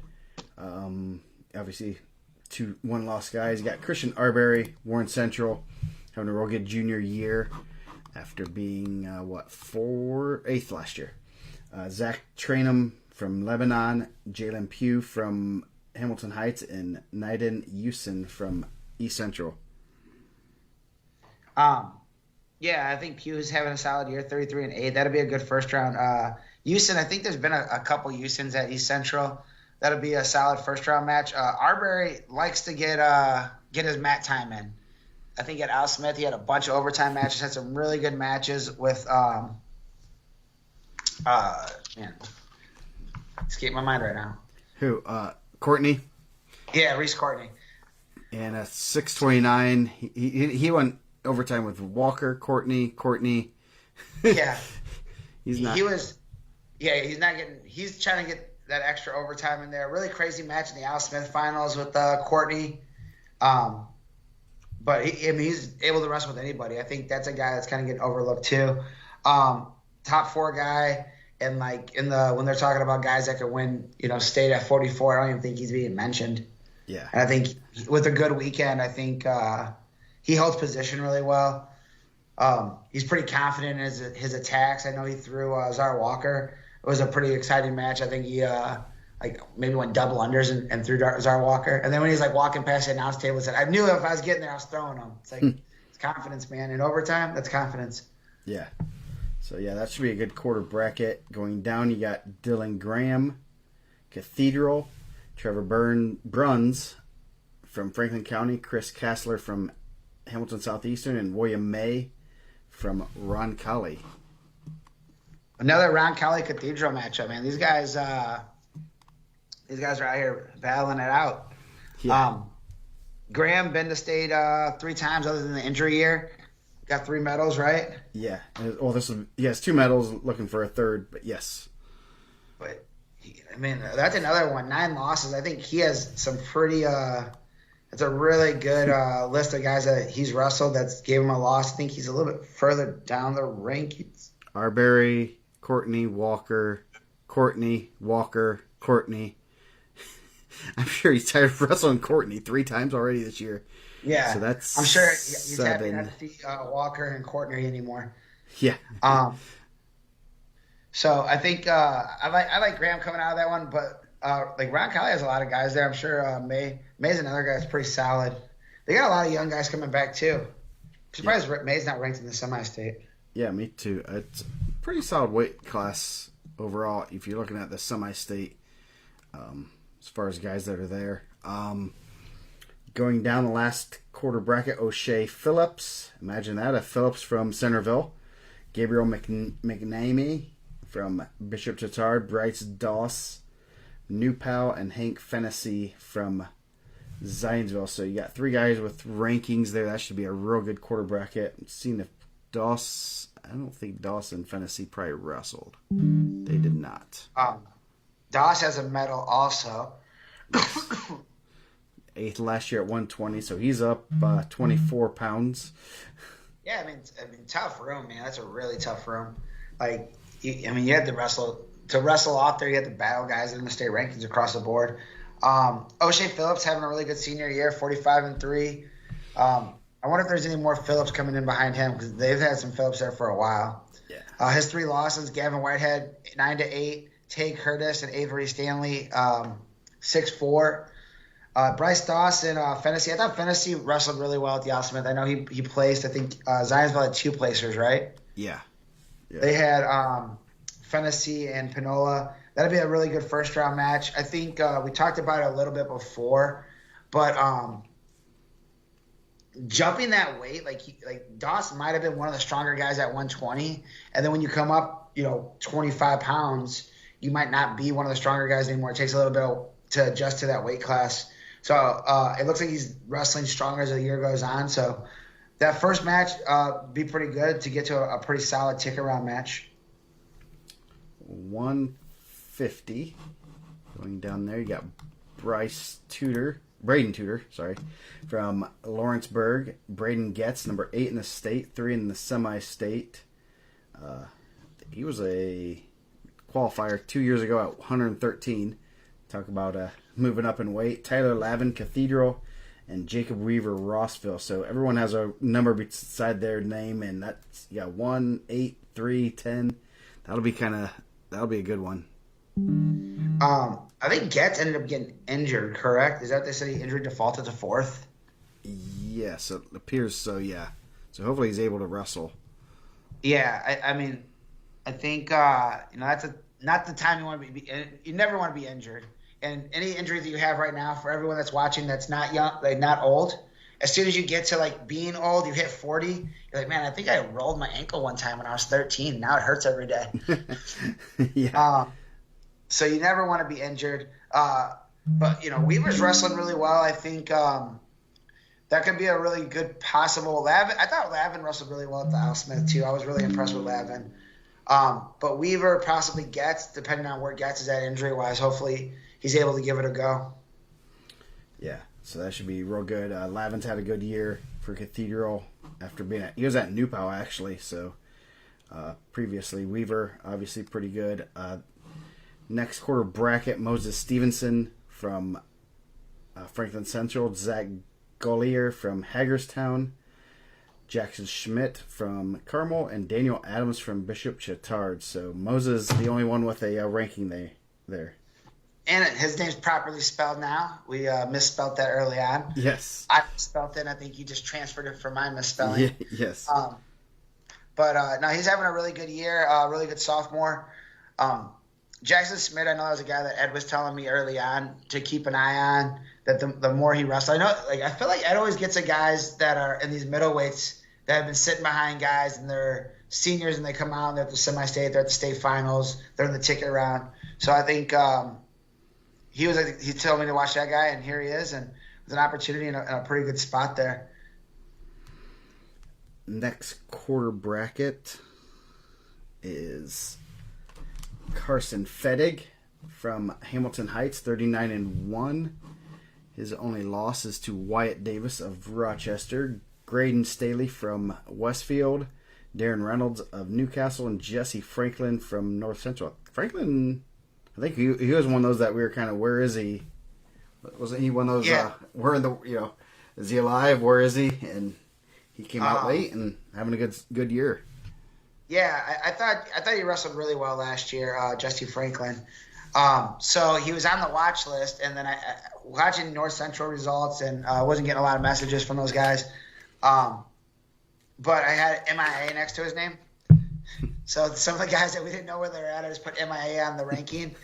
And I think when Joe did the teams for Team State, he just took it from the spreadsheet, and some of them had MIA, and we had that, there's some other ones that we put on there, like if a guy quit, we might have put a reason in why he quit. I'm glad no one posted that. Fettig's solid, man. He's really good. That'll be a solid match with possibly him and Jesse Franklin, Darren Reynolds, but a couple sophomores in there, all underclassmen except for Fettig. Yeah, should be a good one. In the last quarter bracket, Mason Davis, Western Boone, Caleb Lehman from... Did you say Mason Davis or Mason Adams? Mason Adams. I don't know why I said Davis. I was just double checking. I said, man, I just printed this thing. I don't know how I did that. Yeah, that says Dave Adams. I don't know why I'm saying Davis. I don't know Mason Davis or anything. Caleb Lehman from Noblesville, Aaron Durham from Warren Central, and Logan Schott from East Central. So 7-9 in the semi-state. That should be a pretty solid one. I'm pretty positive they have not wrestled, and they have not. Yeah, I think that'd be a pretty wide open quarter bracket. Durham has the ability to wrestle, I think, with anybody in the state, but I think there's sometimes that he has some results that are kind of head scratching. So if whoever shows up on Saturday to wrestle well, I haven't seen enough of Mason Adams. When's the last time Western Boone's had a medalist? A medalist? But it would have been. I should know this person. It was after McCloskey, right? I thought there was one guy a year after McCloskey that was pretty good. Jonathan Morales. He was a gorilla. He was on the gorilla team at Scholastic Duels. Nice kid. So yeah, he medaled, then was fifth, and then was a qualifier the year after. So they've had McCloskey. They have not had a state champion. McCloskey and John McLean were their only runner-ups. So remember when John McLean went to the Christmas party with his ex-wife? Yes. Dude, that was such a wild night. I bet he didn't see that coming. No. And then Steve Urkel's next door neighbor was the police officer on duty that night. Man. What a time to be alive, fellas. Yes. Nice. We are going to start a heavyweight for the East Chicago breakdown. Yes. Yeah, just for Joe Clark, because we have to make him happy, because he's big and mean. He's not mean. He's super nice. I was like, which Joe Clark do you know? The one that used to run East Side High? No. I'm just throwing out 80s references right now. Hey, gotta show our age, I guess. 157, Zach Lang, Hamilton Southeastern, Turner Seal from Pendleton Heights, David Maurer from Batesville, and Silas Foster from Purdue Polytech. Looking for their first state qualifier. You got a number 4 and 13 in the state, so that should be a pretty good matchup there. Let me turn my page here. Sorry, I was checking something. Mason Adams with a big win over Jacob Weaver at the regional too. Put himself in a good spot. All right, sorry. Zach Lang Yeah, Zach Lang, Silas Foster. That's going to be a really good match. I believe Zach Lang's only losses are to Aiden Kincaid, correct? Yep. All three of them? Two of them. I do not have the third. Silas Foster's only two losses to Anthony Cashman, sectional regional. Yep. I know he had beat Anthony Cashman early on. I mean, he's got a secret weapon. He has a secret weapon in his corner, man. He has the professor, right? Yes, the professor will have him ready. The professor will have him ready. Now he's really good. I'm super happy that this year I think that he went a better weight for him. I know last year I think he lost to the scale. And I think he's really talented. I think of all the schools that are looking for their first day qualifier, I mean, Zach Lang's really, really good. That's going to be a really good tick-around match possibly. And that's not to discount what Seal and Mailer can do. But, Prudette Polytechnical, they've only had wrestling for a handful of years, right? Yeah. Yeah, they just kind of started the program there, and they're doing pretty well. They've got a good girls program going and starting to really, I mean, I don't know exactly if that's it's kind of like a charter-ish school, but they're kind of taking over for some of the inner cities. I honestly don't know exactly. It's kind of something that is really. Have we not done a Purdue Polytechnical article? Yeah, we did do an article on him last year, I believe. Okay. So, according to Lang's coaches, other losses out of state. So, I don't think he's going to wrestle him in our state series. Nope. So we appreciate that. That's going to be a great quarter bracket there. Going down, you got Aiden Kincaid from Noblesville having a real good freshman year. His losses are to Kane, who is not in this quarter bracket. I was thinking he was Braden Getz, Xavier Smith, and Mason Day. So some pretty solid losses for a freshman. Has some really good wins. He has Eli. Those wins over Lang are incredibly good. I mean, Lang's really tough. Yeah. So yeah, and he lost to Michael Kane early in the year and has beaten him the past 2 weeks. So that's pretty. That's a good sign, I guess, for him. He has Eli Turner of Westfield, Jaden Jeffries from New Pal. I saw him commenting here a few minutes ago, and Brody Wingate from East Central. Jaden Jeffries is in there, so don't sleep on him. He was saying something about somebody else in the from New Pal. I thought he was just gonna put Z's by his name, so don't sleep on me, guys. There he is. He said Kincaid is a beast. Feel bad for the other guys in the bracket. You feel bad for yourself?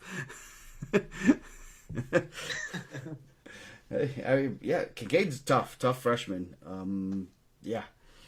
Coach Weimer has a good one right there. Yeah, he does. I mean, too bad Kincaid has to wrestle for a guy that grows a mustache like that. Man, we were on that North Central. Is the North Central guy that grows that real big mustache still there too? Yeah, well, I know Lou Silverman stepped down, so I don't know if he's still coaching there or not. So, all right, is Weimer's in mustache mode right now or no? Yes, I believe he is. Also, regional coach of the year from what I saw on social media.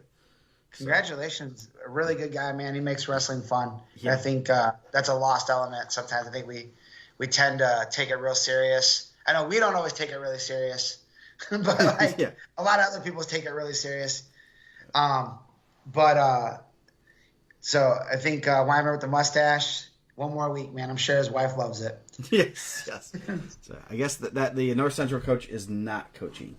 So I seen that one come up. So yeah. I like Kincaid coming through there.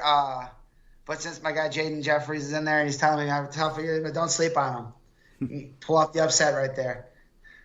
He said the whole staff's in mustache mode. Let's go. Andrew Fleener. Jeez. Poor. That's yeah. No Shea State tournament. I like it. So, going down, last half bracket, Anthony Cashman, Warren Central, returning state placer. Having a semifinalist, right? Yep. He was fourth last year after qualifying. Up a weight too. He was up at was he at 70 last year? Yeah, he's at 70, so he's down 13 pounds. So he's going to be in a good spot there. Denver Campbell from Rushville, Finn Russell from Cathedral, and Blake Wall from Zionsville.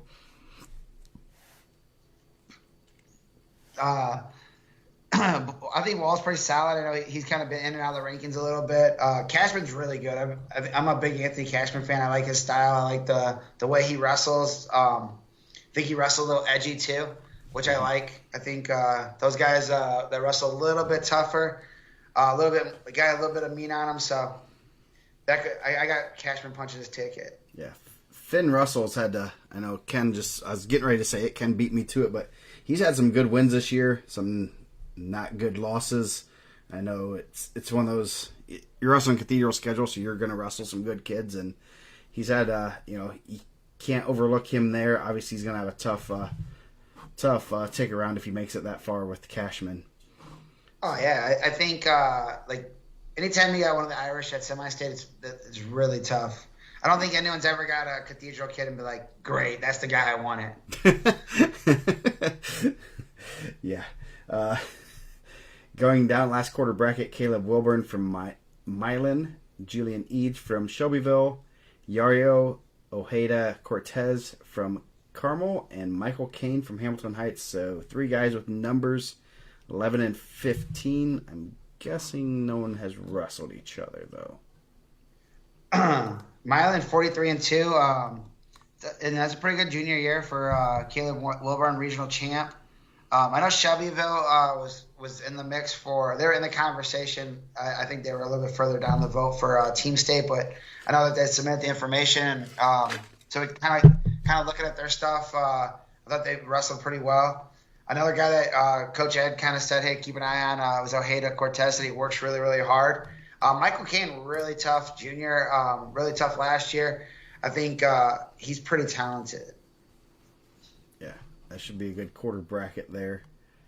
165. Another Bishop Chatard wrestler, Cade Rickard, number 22 in the state. Dominic Shelby, Eastern Hancock. Zach Huckabee, 2-time state qualifier from Perry Meridian, and Jacob Cole from Rossville. So that should be a good, kind of wide open quarter bracket. I know the Rossville has some pretty good guys. They have the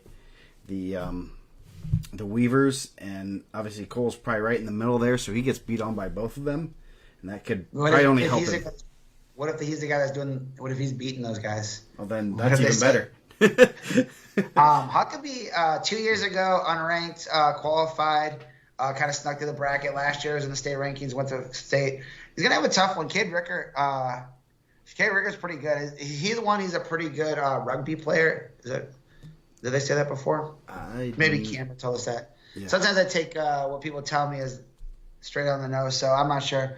But he's really good, super athletic. I think that'll be a good tick-around match. Huckabee's been there twice and found 2 ways through, but we'll see. Going down, you got Damian Dance, Batesville, William Wolford, Tipton, Hunter Lancaster from Westfield, and James Dozier from Roncalli. Damian Dance having a really good season, undefeated. Yes, he was right on the edge of being ranked. I know he was. I know I created a profile because he was right. I mean, I know he was 26, 27, right in that range, and so I saw that. I just remember putting him in there because I'm like, okay, Mike has him on the list. So Cade Rickard does not have rugby on his thing. I might have made that up, guys. So, yeah, Damian Dance undefeated. William Warford, Tipton, 22-14.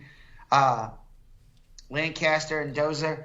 Dozer's had a really solid year for Roncalli too. I think Roncalli has wrestled a really tough schedule to have single-digit losses and where they've been and where they've been going. Team State, Modern Day, everywhere. It's pretty impressive. Yeah, he has some good wins this year, so that should be a good quarter bracket. Going down. Me and Howie both didn't have Damian Dance ranked. No. I thought he snuck last one. Sometimes when I see guys undefeated at the state tournament, I had to see if maybe they snuck in the state, and I think he was here last year. Yeah. I didn't have him. So going down, you got Xavier Smith. Fisher's having a real good sophomore year. His 2 losses are to Michael Mavros and Evan Rowdy Bush. Gabe Fleck from New Pal. That's who he has first round. And Jason Shrike from Anderson. Jackson, that's an interesting way to spell Jackson. Prater from East Central. First time I've seen it spelled that way. I think there was a bad guy pro wrestler that used to spell his name Jackson like that. I think he was like a vampire, though. He was a vampire pro wrestler. Nice. Xavier Smith's really good. I heard he has a pretty good track profile. He's putting the time in the offseason, definitely having some, that's paying off here, and a real good spot to punch his ticket. Yeah, I think he's really tough. I know I think that loss to Mavros kind of dropped him down, but he was still, still top 15. Yeah. The last quarter bracket should be pretty solid. You got Waylon Kressel from Warren Central, having a pretty good year after coming back from North Dakota. Braden Heights from Crawfordsville. Caden McClellan from Milan. And then Carter Richardson from Noblesville. Returning state qualifier there. Not the draw he really wanted there. Maybe. I think everyone counted Carter Richardson out last year. And, yes. Cradled his way right to the state finals, including this guy. I didn't have him in the rankings. Yeah. I think he's not. He doesn't have those double-digit losses, so maybe he's not sneaking up on people like he did last year. Maybe they're still. I don't know. Guys are still choosing down against him, but they said he has a pretty good cradle. Yeah. Waylon Kressel is really tough, man. 33-1. Only losses to Reinhardt at the Al Smith in a really tight match. So. Carter Richardson, I think you're right. That's probably not I would say in two of the other three, well, I guess one of those guys had to beat him for a regional title, but. Yeah, he lost to Smith earlier in the year. Who was the other one? Obviously, he didn't wrestle Damian Dance. So that should be, you got to wrestle somebody, and, he's not afraid to pull some upsets. Yeah, I'm sure he's one of those guys that are probably like, hey, go ahead and count me out. They counted me out last year, and I was at the state finals getting a free ticket while you guys are having to pay. Yep.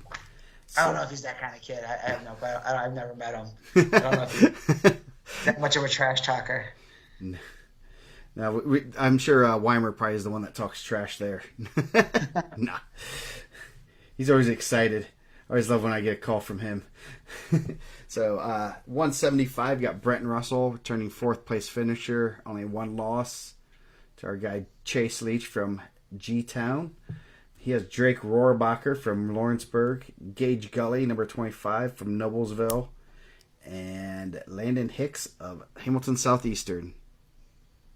Gully and Hicks would be an interesting first-round match. I mean, Gully had some really good wins this year. I think he had one weird loss, but he's had some nice wins that I know. Just kind of looking at it, I'm trying to think who his win. He had a really good win early on that kept someone out of the rank. It pushed someone down the rankings. 75. Let's see, Gage Gully. Farrell, probably. Yep, maybe Crew Farrell. Unfortunate for Crew. I think he had to be withdrawn for an injury. So that'll be an interesting first match. Brenton Russell is one of my favorite wrestlers to watch on the stage. He's a guy that is going to put up points. He's not afraid to throw people, which as a coach, I'm sure it's stressful. He probably puts himself in some positions, but that they're not, that put himself at risk. But he's also a guy that wins a lot. So 32-1. He's going to put up points. He's pretty exciting to watch. Was in the mix. He was number one for a little bit. He was at an incredibly deep Al Smith weight. Ended up taking third there. One of my favorite guys. If we did a pick of your favorite top 10 favorite guys, style wise in the state, Brenton Russell is one of my top picks. I think he wrestles an incredible high paced style that if I had people that didn't watch wrestling that I wanted to say, hey man, you guys want to go watch a really cool match and get them excited about the sport, I'd go take them to watch Brenton Russell. Yeah, I know Leach wrestled him in the semis at Al Smith. They'd wrestled at Freestyle State, and I can't remember who won, but I know Nick and them were like, okay, we're going to have a game plan. We're going to do this and this. And, you could tell Leach had been thrown or knew that, he didn't want to go upper body with him and stayed in good positions and ended up, winning a real good match and wrestled a heck of a match against him. And, that's hard. You got to be, when you're wrestling someone like that, that is so hard to stay focused for 6 straight minutes because you're one bad position, one Oh yeah. you're just used to getting into an underhook, and he's like, okay, good, and then next thing you know, you're counting lights. So that takes a lot of discipline, a lot of control to do that. So that's and obviously only one kid's been able to do that all year. So that tells you how good he is at what he does. Yeah. Oh yeah. 100%. So next quarter bracket: Sam Pavey, sophomore from Rushville; Silas Fry from Greenfield Central. Got about the best draw he could get. Jared Graves, Park Heritage. That is a newer school. And Branson Adkins from Tipton. Yeah. The only guy that's ranked in that quarter bracket is Silas Fry of Greenfield Central, 23-10. Everyone else not ranked in the semi-state or state. I mean, at this point in the season, it doesn't matter. You kind of throw rankings out the window. But Silas Fry is battle tested. I know he's wrestled a really good schedule. I think he was at semi-state last year also. Really tough kid. I wouldn't be surprised to see him pull through that bracket. But Sam Pavey put himself in a really good spot to advance also by winning his regional. Last half bracket: John Mangus, Zionsville; Camden Shelton, Alexandria; Cameron Gilb from Milan; and Michael White from Lawrence North. Did Michael White and John Magnus wrestle at Zionsville early on? Yes. John Magnus, pretty solid. Michael White's had a really good year, sophomore season for Lawrence North. Lawrence North's doing some really good stuff there. I think they're starting to get some. They have some. If you're a big guy and you're not getting good in that room, that's going to be a problem. Like, they have some really talented upper weight coaches there that are getting guys really good. Yeah, they got some big guys there. Michael White has had a real good season. A lot of good, like you said, they're wrestling a lot of good matches, which helps. I mean, he has quite a few matches on his significant matches. He beat Chase Leach, who beat arguably the top guy in this bracket. Wrestled Kressel, he beat Mangus, pinned Mangus in 29 seconds or 42 seconds. Blah. So yeah, he's had a good year and battle tested, ready to roll right now. Yeah, his 5 losses are to Bray Emrine, who's pretty good, who I think Triple B picked to qualify yesterday at the Evansville semi-state. Bretton Russell twice, Tech Fall 17-12. So those guys are not afraid to put up points. So it looks like if those guys are in the finals, that there's going to be some points scored. I'm just saying, if there's a 1-0 match, I've been wrong before, but those guys might be able to put up some points. Yeah. He also got pinned by Brenton Russell. Or no, I'm on a different one now, sorry. And then Sear Goodwise. I'm off there, man. I'm off. Yeah, he beat Sear Goodwise. White beat Goodwise 11-8. So, yeah, he puts up points. All his matches, he's not winning 2-1. That's for sure. So, going down, last quarter bracket, Kyle Harden. Been held out most of the year, come back for the state series, and his only loss is an injury default at sectional. In the finals, he just didn't wrestle, trying to heal up as much as possible another week to be healthier. Thomas Thompson from Lebanon, Sear Goodwise from Perry, and Travis Riley from East Central. So you got 2 and 3 in the semi-state going at it. Obviously, Harden's a returning state placer, but how close to 100% is he? I'm sure no one will tell us officially. No, I think that's tough because he's really talented. He's a lot of fun to watch too. Yeah. I think that's kind of what pushed him down the ranking. Was I didn't know how healthy he was. I didn't know if they got to a point they're like, hey, we're just going to injury default out. Like, this isn't worth it. I think he's a pretty good football player too. So the longer you prolong any injury, it kind of affects another sport. But man, can his dad cook some stuff on the grill? Yes, yeah. Man, I hope he's setting up outside Evansville for sure. Man, if they don't got him a booth on the Fans Fest, what are we doing, man? No, he's coming. He'll be coming over to us. I got a seat. I'll bring a grill. Hey, dude, if we will, we'll have an IndianaMat. We'll have an IndianaMat booth, and we'll have Kenny Harden cooking wings. Let's do it, man. Yes. Rocco might want to come too then, because Rocco, man, I've never seen him inhale a chicken wing like he did. That dude, he was just picking them straight off the grill. He didn't care that they're burning hot. He's like, "Whoa, these things are so good." Yeah, go follow our guy Kenny Harden on Twitter. You can see he's put some creations out there. It's pretty good. Yeah, that's food P word. Don't want to get bland on the food. Oh. Yeah. So anyway, go ahead. Sierra Goodwise, really good. He had a really good summer. 28-5 sophomore. So a couple sophomores, really talented sophomores. There are a lot of underclassmen here. Yeah. I think Michael White's also a sophomore. A couple seniors up top. I think they're going to bring back a lot of really talented guys at I almost said Noblesville. At Newcastle Semi-State. Yep. 190. Starting off, we got Jonah Ellis Frankton, Brody Heidelberger from Roncalli, Tyler Davis, Southmont, Nathan Schaefer from Newcastle. No one has a single number beside their name, so I'm sure Mike's going to know everything about these guys. Let's go. Let's start up here. And their least amount of losses is 9. This is a call to pick 'em. I like this, man. And you got some good programs here. Tyler Davis probably having to wrestle White or Woodall every day. Probably not fun for South Montgomery. Newcastle's going to have some home cooking. He's going to be right in his own gym. What is it? It's not called. Is it still called Chrysler Gym? It's called the Newcastle Fieldhouse per the IHSAA.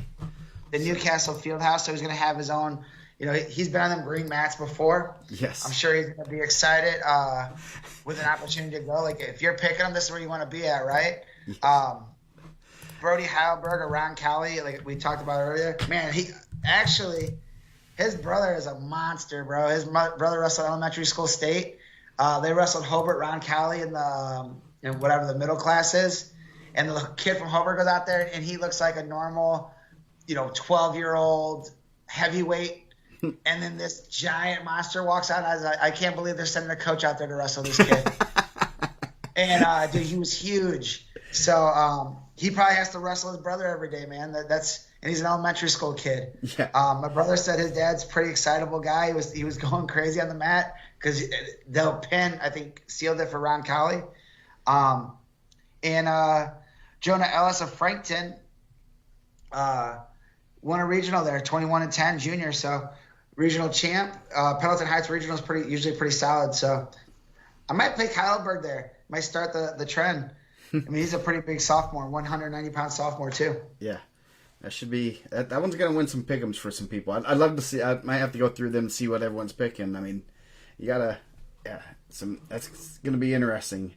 I think Heidelberger, his dad works for Cambridge, so. Maybe hook us up with some sweets, man. Good. I mean, we'll put him in the rankings. I don't care if he has 15 losses. Man, I'm telling you, when I went back and seen, he's a big kid for 192, and I'm sure, like his brother's big, he's big. I've never met the dad or anything, but some big boys, man. Yeah. And then you got a just ugly quarter bracket here. Clay Gannon from Greenfield Central having a great senior year. Has had over his career, he's just had a ton of really good wins. 32-1. His one loss is I do not know. Do you know? It's not. We don't have it recorded. If it's not recorded, I'm gonna say I don't know. So yeah, that's interesting. They're usually pretty good. Oscar Kirch from Cathedral. Brandon Coulter from East Central, and Luke Pinola took his first loss to Noah Weaver, and got just a tough, brutal draw here. Brutal, man. Yeah, looking at this is like one of those ones. It's just like a gut punch, right? Yeah. Clay's been really tough the last couple of years. He has not punched a ticket yet, right? No, he's been close. Yeah, he's had some tough semi-states. 2 years ago, he had some really good. Who'd he beat? Him and I'd go back because I do have those matches on there. He lost a close one to Aiden Russell. Lost him and Cashman went back and forth. And he had Kyle Harden in the ticket round last year, 4-3. So I mean, he's had some brutal draws there, right? Yes. Luke Pinola, really solid. That's gonna be a really good match. I mean, really, I think in my opinion, it's a coin flip. I don't know if they wrestled a lot. I'm really impressed with Pinola. I think he's really tough. I know he had a win over Bisping at the Al Smith. That's a brutal draw. I mean, probably of any other one. I mean, Weaver did work and won his, but any other bracket, I think both of those guys would be the favorite in. Yeah. It's two seniors. That's kind of brutal. I mean, when you're seeing at the lighter weights, they're sophomores or juniors or freshmen, you're not as like gut punched. But two seniors that probably should be there. That kind of sucks, but I guess that's why we wrestle. Wrestle backs. Going down last half bracket, Noah Weaver, Rossville, having a real good year. Oops. That actually, I think that's the one that wins you the pickups. Whoever, like, if you pick the winner there, because they'd be the favorites to go to the finals. If you mispick it, they don't go to the finals. That's a lot of points off your score. Yeah, yes, it is. So yeah, you gotta get both those right actually, because you get 10 points for getting the correct pick that made the top 4, and then -1 for each placement you're off. So you just gotta get those right guys in there, and you're doing pretty good. Yeah. So Weaver has Caleb Cohey from Northeastern, Michael Price from Arsenal Tech, and then Jalen Young, number 3 in the semi-state from Perry Meridian. He's having a pretty good senior year. Pretty tough draw, though.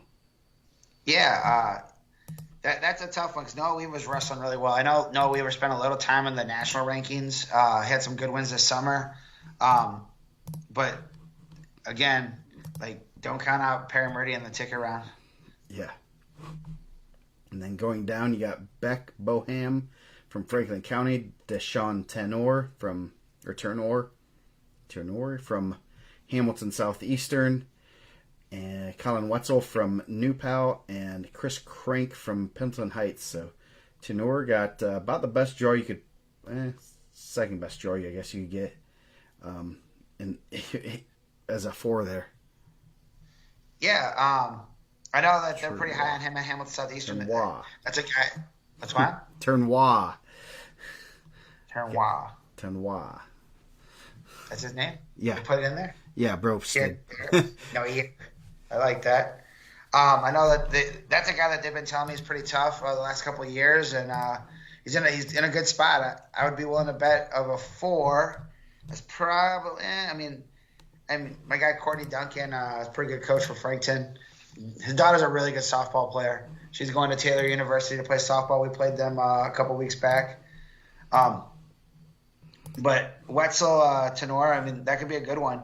But Breck Bowman, 38-2 from Franklin County, regional champ. So possibly don't sleep on that guy also.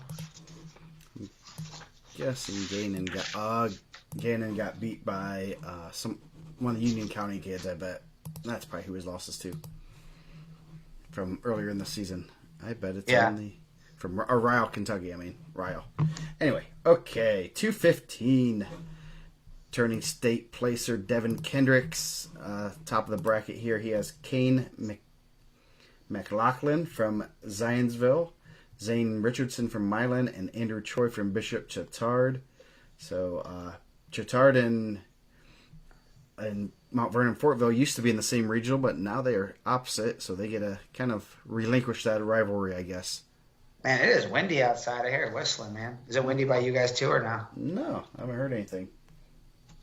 I'm kind of in a little area where blocked by a house beside me. We're not. Cornfields, man. Devin Kendrick's a really solid junior. I think he's put himself in a good spot. It sounds like he had a really good regional match with Brandon Johnson. Andrew Troy had a really good sectional where he got a fall over Jackson Weigard, and then Jackson Weigard come back and beat him this week. It sounds like that was a pretty heated little rivalry going on between Chatard and Cathedral. So let's put that on the schedule every year. That should be like, I was trying to post how to build the best schedule. I think that dead Friday, whether you have conference the week before sectionals or that off week, you should schedule like a Friday night duel where there's where you have like a rival school come in and like really sell it. Yeah, no, that's huge when you get good rivalry schools on and off night when other things aren't going on. Fridays are good, and you can bring in a good crowd. Oh yeah, I think Kendricks punches his ticket through that quarterfinal. I'm a Devin Kendricks fan. I think he wrestles a pretty good style. I know he wrestles a lot. Yep. Next quarter bracket: Wyatt Woodall from Southmont, 27-0. Tristan Lanham from Greenfield Central. Garrick Ellis from Frankton, and Zane Schneider from Northeastern. So, 3 guys that have some rankings. I'm guessing no one has wrestled each other though. I gotta respond to this text. One of the girls on my team saying she can't go to practice tomorrow. Okay. Yeah. Woodall coming in undefeated, 4th in the semi-state, number 13 in the state. He's been in the ticket round a couple times, looking to punch his ticket to state. He was a qualifier last year. Sorry, at 195. Schneider from Northeastern having a good year, 37-4. Only have one of his losses in the database, but yeah, I really like Wyatt Woodall. I think he's a guy. I believe he was either middle school state champ or freshman sophomore champ, and he's kind of always been right on that cusp. So hopefully, maybe he'll get a medal for the Mounties. Yes. Last half bracket. This one's pretty good. Brandon Rouse from East Central. They always have a good 215, 220 pounder.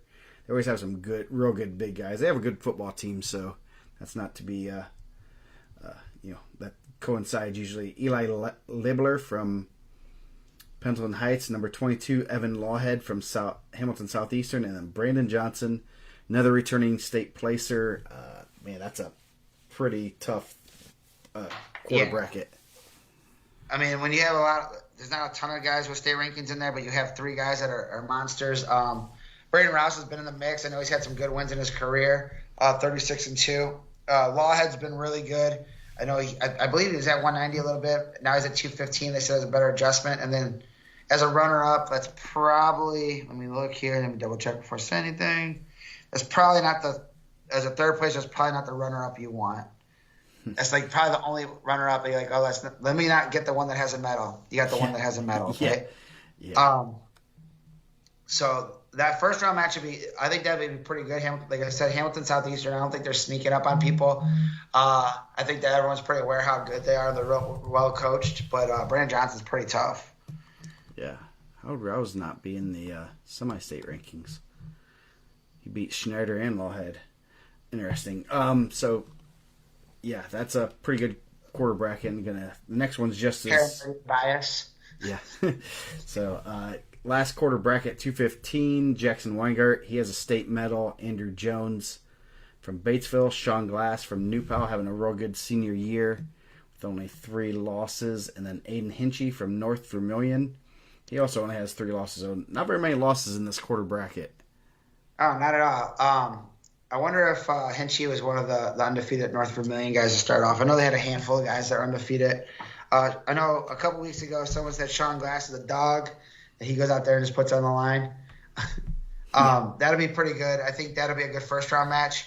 Jackson Weigart's fun to watch wrestle. I mean, he had that awesome match with Will Clark at the Al Smith where he's just tough to wrestle. I think he's just really hard to wrestle. I know he's had Kendricks' number a little bit, so I think that the Kendricks family might be pulling for Glass and looking to try to get a semi-state title. Yeah. Sorry, Rouse beat Schneider, lost to Lawhead, so I was looking too quickly. Thankfully, I have colored. The wins and losses are red or green. So last bracket here, 285. You got Michael Henderson, Northeastern, Harrison Fife, Alexandria, Paris Green from Warren Central, and Dace McNeil from Zionsville. Paris Green's another one of those guys that he's been around since like at least 2010, it seems. I know, man. I feel like he's been in there, and maybe they had another Paris Green because I feel like I've had him in there for 8 years. But that'll be Michael Henderson, really flying under the radar. Not semi-state ranked or state ranked. 28-2. Like I said, I don't get a ton of Northeastern results, but it seems like he's been wrestling really well. Paris Green, really, I think turn one. See, like it's just late. Like I get it like coming up late. Paris Green. Sometimes you see a result, it's like, oh man, he could wrestle with anybody in the state, and sometimes you get a result, and you're like, that's a weird loss. Yeah. So just if he's finding that consistency, and I'm sure those guys will have him ready to go, he's going to be a tough out for anybody. Yeah. The next quarter bracket, probably the just most brutal one in the semi-state. Jose Smith has a state medal, number 8 in the state, 3 in the semi-state. Nathan Westover from Centerville, Killian Miller from Carmel, number 4 in the semi-state, 21 in the state, and then number 1 in the semi-state, number 14 in the state, Jacob McClure. So that's going to be a good one because McClure, he beat Jose Smith earlier in the year, 3-2. So that should be very interesting. And I'm trying to see, did he wrestle? He's lost. Killian Miller had some really good wins too. McClure's beaten him twice. He's beaten Jose Smith twice, right? Yeah. And he got pinned by Killian Miller though. Killian Miller, that was kind of like what I saw when I was doing the ranking. Was Killian Miller had a fall over McClure, and McClure had a couple wins over Smith, but Smith's got a medal. He has a couple other guys too, right? Yeah. I don't know if this linked to the right profile. Yeah, so that's going to be that's going to be a heavyweight bracket to just make sure you're keep an eye on right there. Yeah, that's a pretty good quarter with 3 guys that I'm not sure, but they'd be guys that you'd be trying to pick to see who wins. Yeah, I don't know why these aren't linking. Anyway, I'll fix those later. Next quarter bracket, you got Braden Fleener from Greenfield Central having a good senior year, Drew Thatcher, Clinton Prairie, Ty Everson from Frankton, and Max Amberger from Batesville. Yeah, I've really been impressed with Fleener. I know he was in the state rankings a little bit. He had a really good win early on over Isaac Moss. Amberger, I believe he was there last year too, 38-2, took his second loss in the regional championship. That'll be a really good match. Greenfield Central wrestled a really tough schedule, and I think we talked about that during the team state pick'em stuff.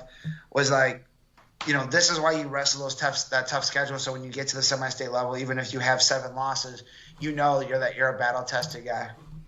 Yeah. Greenfield Central, those guys, if you look at their profiles, they have a ton of matches. I mean, they have 10, 15 matches, significant matches, and that tells you the kind of schedule they're wrestling.